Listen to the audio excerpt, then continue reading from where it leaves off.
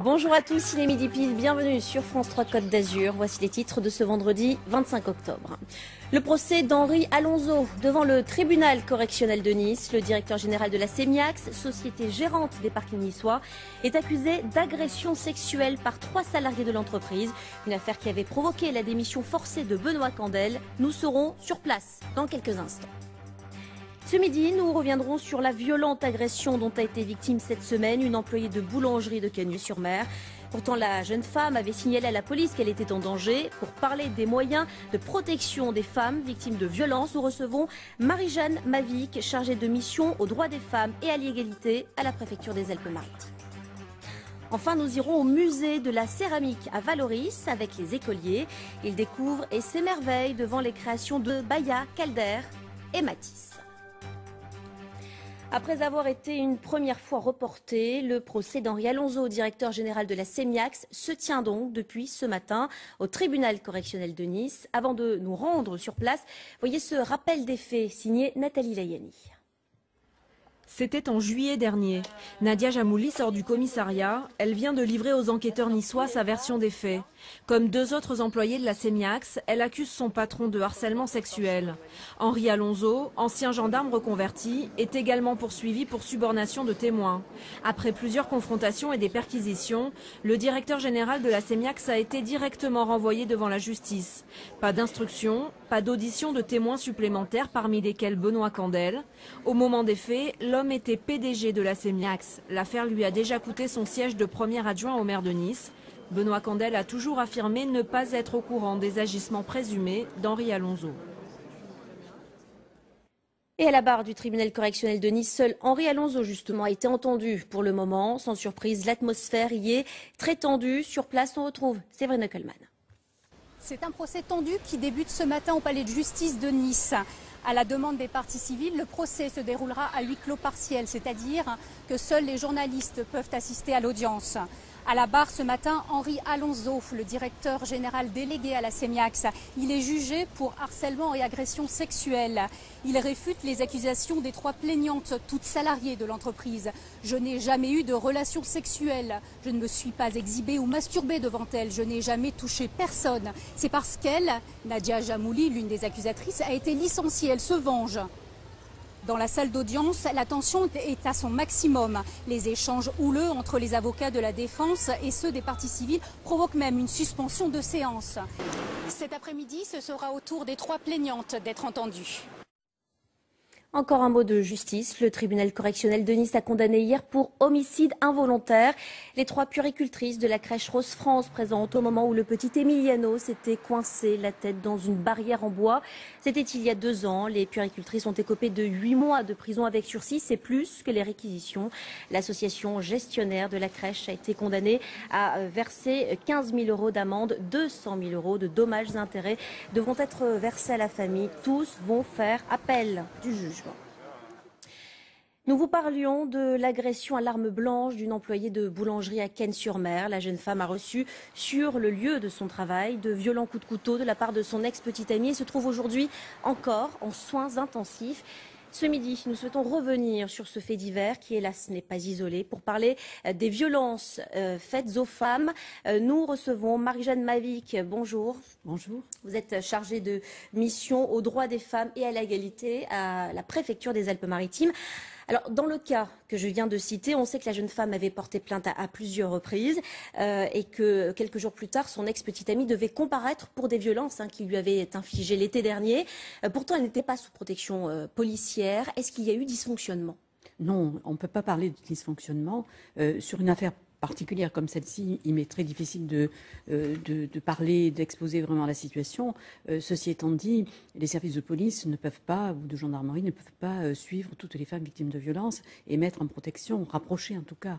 Dans la situation particulière de cette jeune femme, il y a une famille, qui la protégeait beaucoup. Et le seul moment et le seul endroit où l'auteur pouvait intervenir, c'est sur le lieu de travail. Et voilà, c'est ce qui s'est passé réellement. Elle aurait dû faire appel à une association? Elle aurait pu faire appel à une association qui lui aurait expliqué un petit peu les mécanismes de dangerosité et les mécanismes que les auteurs mettent en place, notamment au moment où l'auteur sent qu'il perd sa proie, entre guillemets. Parce que vous dites, vous, spécialiste, hélas, de la question, qu'il est difficile à la fois de mesurer la dangerosité d'un individu et puis de savoir également quand est-ce qu'il va agir. Tout à fait. On sait quand même qu'il y a des passages à l'acte à des moments précis, et le passage à l'acte de cet auteur s'est fait au moment où il était convoqué par les services de justice. Donc on voit bien que là, il y avait un instant de dangerosité extrême. Marie-Jeanne Mavic, hélas, le département des Alpes-Maritimes détient un triste record, celui du nombre de femmes qui meurent sous les coups de leur conjoint, 11 en 2012. Au droit des femmes, vous travaillez actuellement avec la médecine légale pour suivre un petit peu le parcours de ces femmes aujourd'hui décédées. Dans quel but ? Dans le but de voir à quel moment, qu'est-ce qui a dysfonctionné, et de voir comment on pourrait faire en sorte que ça ne se reproduise pas. Parce que l'objectif, bien sûr, c'est de diminuer, même d'éteindre le nombre de femmes décédées.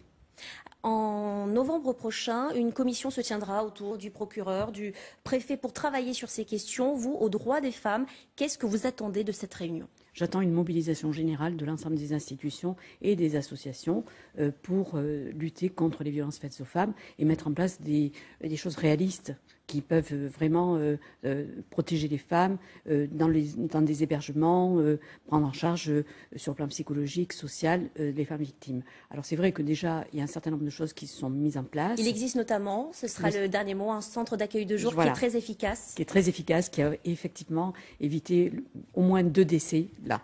Actuellement, de personnes que vous accueillez. Merci beaucoup Marie-Jeanne Mavic. Merci. Les chiffres du chômage à présent, ceux du mois de septembre, sont mauvais, sans surprise. 1,6% de chômeurs en région PACA, soit au total 297 140 demandeurs d'emploi. L'augmentation est de 1,9% dans les Alpes-Maritimes, ce qui correspond à la moyenne nationale. Ils sont de 2,3% ces chiffres dans le Var. Des chiffres à prendre avec précaution selon Pôle emploi qui pointe une hausse mécanique en contre-coup du bug informatique de la rentrée. Les demandeurs d'emploi qui n'avaient pas pu actualiser leur situation fin août, se sont donc massivement réinscrits. Voilà qui va rassurer les personnes âgées qui souhaitent rester encore longtemps à leur domicile. Le Conseil général des Alpes-Maritimes vient de lancer un plan d'action d'innovation technologique. Dans ce sens, et dans quelques mois, les bénéficiaires de l'APA, l'allocation personnalisée d'autonomie, recevront un pack de mise en sécurité de leur domicile avec détecteur de mouvement, de fumée et de chute. Hugues Nicolas, Jean-Paul Bierlein. À 91 ans, Simone est une retraitée très branchée. Elle peut contacter 24 heures sur 24 une plateforme d'assistance. Bonjour. Vous allez bien ? Ça va. Autour de son cou, une montre. En réalité, il s'agit d'un capteur de chute. En cas d'anomalie, la plateforme fait intervenir les secours de la Géron Technologie pour permettre le maintien à domicile. Si je viens qu'à tomber ou n'importe, même si je me sens mal, j'appuie. Hein. Ça, c'est... Heureusement. Heureusement. Que mes enfants ne sont pas là, ils sont éloignés. Ça me permet d'être plus en sécurité dans ma tête déjà. Vous faites vos repas toute seule ? Bénéficiaire de l'APA, l'allocation personnalisée d'autonomie, tous les ans son appartement est soumis à une évaluation. Objectif, éviter les dangers et faciliter la vie des retraités à domicile. D'accord, celui-là n'est pas dans le passage, c'est pas un problème. Les personnes âgées préfèrent rester à domicile. D'ailleurs, l'expression des personnes âgées, je veux quitter ma maison les pieds devant. L'année prochaine, le département proposera l'installation d'un pack de mise en sécurité pour les bénéficiaires de l'APA, détecteurs de fumée, de monoxyde de carbone, mais aussi capteurs de chute et de mouvement. Il y a quand même un œil qui veille sur elle, donc c'est une plateforme qui permet de remonter ces informations, soit de les traiter en direct, soit de faire une analyse de ce qui se passe sur un domicile et de pouvoir envoyer sur place les secours s'il y a besoin d'envoyer les secours sur le domicile. Sur le département, 12% des seniors perçoivent moins de 640 € par mois. Le coût du pack de mise en sécurité sera intégralement pris en charge. Nous aurons, grâce à un engagement de 20 € par mois, la possibilité, qui sera totalement gratuit pour les personnes âgées dépendantes, la possibilité d'installer à domicile ce pack sécurité qui va sécuriser le maintien à domicile des personnes âgées dépendantes. Comme Simone, 15 000 retraités pourront ainsi profiter dès l'année prochaine de leur foyer et d'un peu plus de sérénité. C'est la seule réserve d'eau potable pour l'ensemble des communes du bassin mentonais. Le réservoir de Cima di Gavi est actuellement en travaux. Il se trouve en Italie, mais c'est à la France de financer le chantier d'étanchéité en cours, au risque de voir tout le secteur de Menton privé d'eau l'été prochain. Bernard Perrano, Jean-Paul Bierlein. Construit en 1975 sur les hauteurs de Latte en Italie, le réservoir de Cima di Gavi, dont la ville de Menton est maître d'ouvrage, est l'unique réserve de stockage de l'eau pompée dans la Roya. 42 mètres de diamètre, une hauteur de 9 mètres, il est constitué de 79 piliers et peut débiter jusqu'à 400 litres d'eau à la seconde. L'étanchéité et les travaux de sécurité n'ayant plus été faits depuis sa mise en service, il devenait indispensable de les réaliser au risque de ne plus alimenter en eau les 150 000 habitants qu'accueille l'ensemble des communes du bassin mentonais pendant l'été. Sans ce réservoir, on a juste un petit réservoir de 500 mètres cubes à côté. Donc 5% de la contenance de celui-ci, donc c'est 3 fois rien. Avec ça, on ne pourrait pas alimenter en eau potable Menton pendant la durée estivale. Actuellement, c'est ce qui se passe, on y arrive parce qu'on fait donc ces travaux. Mais sinon, c'est vraiment trop compliqué. Une équipe de 10 spécialistes travaille actuellement à la réparation du bassin pour un coût de 1,2 million d'euros, financé à 45% par l'Europe.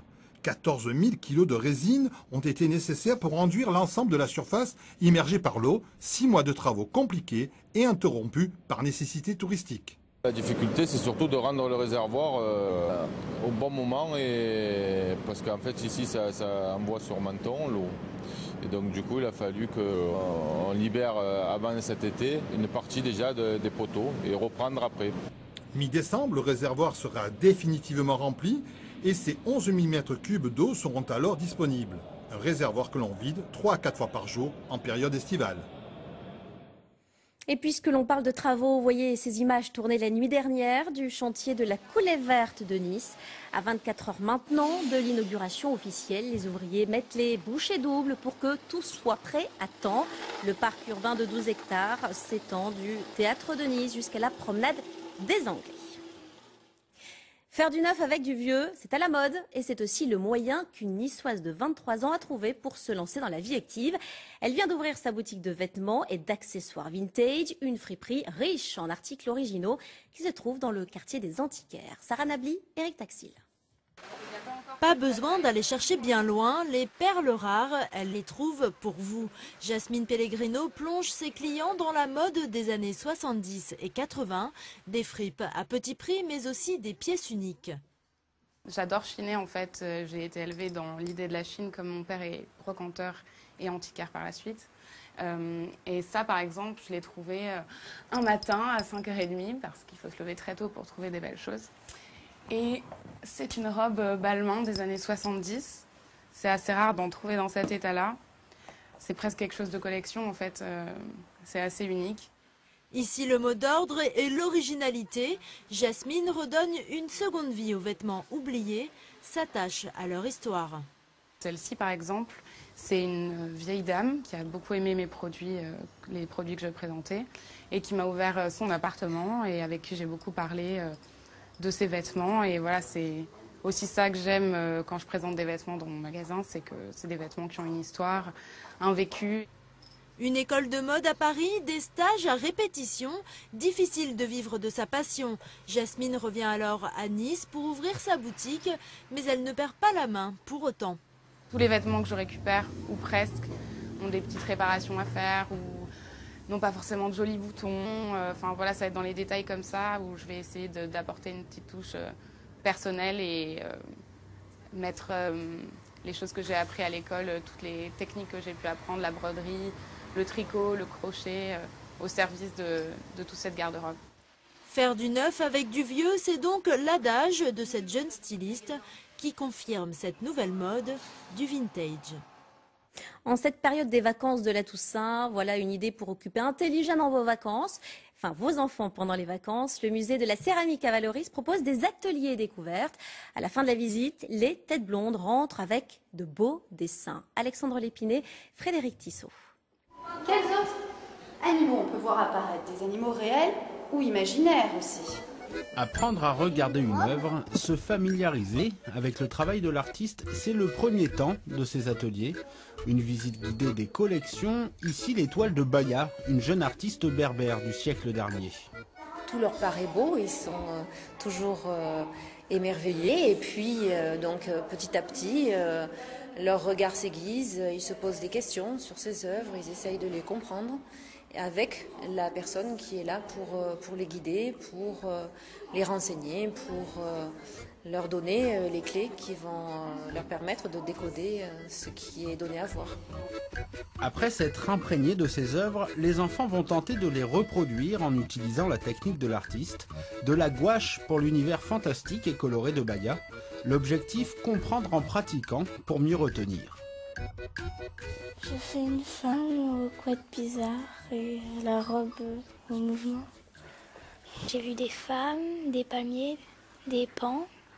Certains enfants se rappellent de ce qu'on leur a dit d'expositions temporaires qui ont eu lieu il y a 2-3 ans ou même un petit peu plus tard aussi, et se rappellent des détails, des techniques utilisées par les artistes et font des liens, des fois quelques années après, avec des artistes qui sont présentés à ce moment-là au musée. Les ateliers de Valoris sont ouverts à tous les publics et toute l'année. Ils font souvent le plein pendant les vacances scolaires. Avant de refermer ce journal, notez ce rendez-vous que nous vous proposons après le Soir 3, un nouveau numéro d'enquête de région, notamment consacré à l'historique du Front National dans notre région. C'est donc la fin de ce journal, mais l'information régionale continue sur notre site internet et sur les réseaux sociaux. Tout de suite, votre édition nationale. Ce soir et durant tout le week-end, vous retrouverez Pascal Massa. Très très belle journée à vous sur France 3.